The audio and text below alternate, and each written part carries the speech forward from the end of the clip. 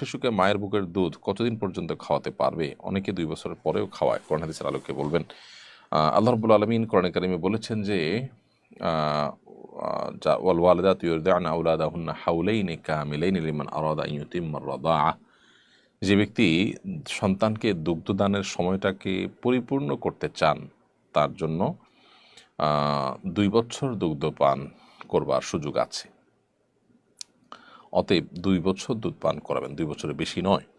যদিও হাম্বলি ফকিহগণ, সৌদি আরবের উলামা ইকরামগণ, তারা ২ বছরের বেশিও যতদিন ইচ্ছা ততদিন দুধ পান করানো যাবে বলেন। তারা মনে করেন যে দুধ পানের কোনো সময়সীমা নেই। এখানে যে ২ বছরের কথা বলা হয়েছে এটা জাস্ট একটা পরামর্শ, কিন্তু এরপর আর করা যাবে না এমন কোনো কথা বলা হয়নি।